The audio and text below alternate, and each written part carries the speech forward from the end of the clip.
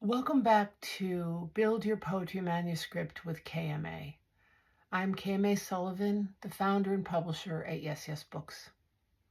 In episode 3, we're going to look at the importance of gaining the reader's confidence, why it's important, and how to do it. So first of all, why is it important?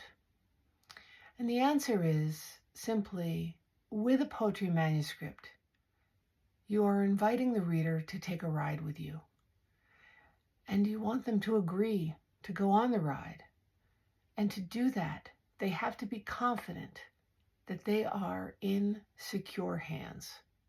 How do you encourage the reader to feel that they are in good hands? The primary tool for that is consistency.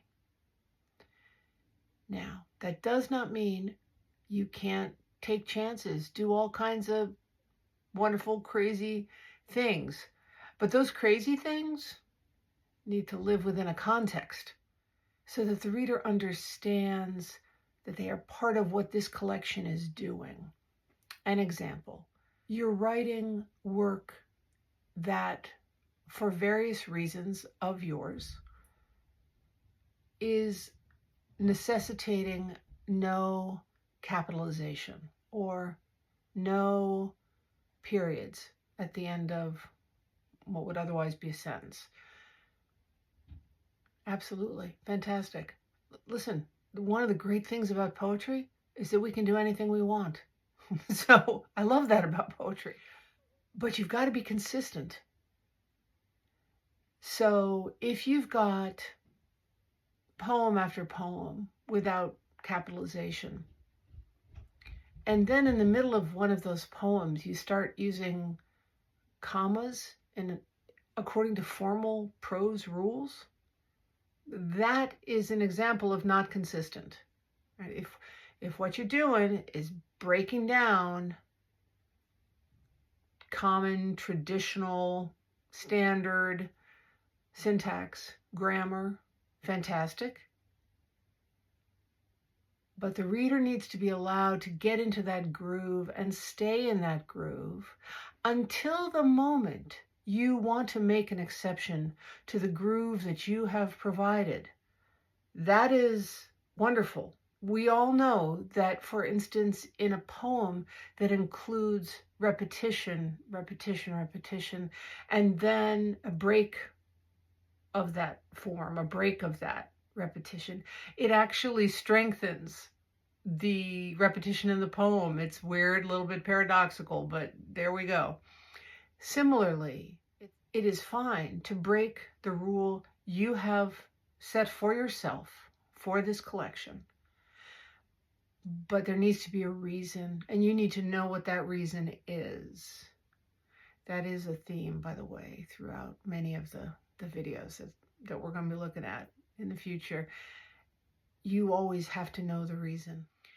Consistency shows up in other ways as well. The way titles are formatted, for example. It's a mistake to have in the table of contents titles. You've got some titles that are all caps, some titles that are all lowercase, some titles that are title case. You need, in general, to have a consistent style. Again, with planned exceptions, absolutely fine. Making an exception needs to be a decision on your part. And here's why, because what's the quote? Consistency is the hobgoblin of mediocre minds. Yes, I believe it. On the other hand, in this case, when we're talking about building the reader's confidence, consistency of various kinds allows the reader to relax and take the ride with you. And that's the goal. That's the goal here. That does not mean you can't challenge the reader. Not at all. Challenging the reader, challenging our culture is one of the most important things that poetry does. But in order for the reader to be challenged, they have to buy in to your project. So then they can sit there processing, listening, hearing the challenge that you want them to feel, which is not the same thing as confusion, for example. If the reader is confused, they're very likely to pull back.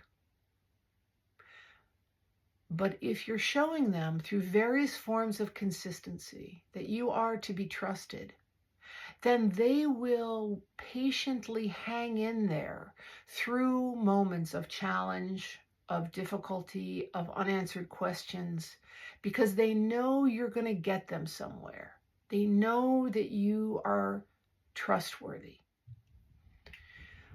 Another issue with inconsistency is that it causes the reader to even momentarily disconnect and ask themselves, oh, why this? If this is a planned inconsistency, then you probably want the reader to ask themselves, well, what's happening here? What's happening in this moment?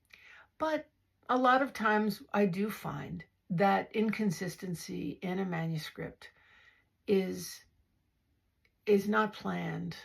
It's not planned. It's that the revision across the manuscript needs some attention.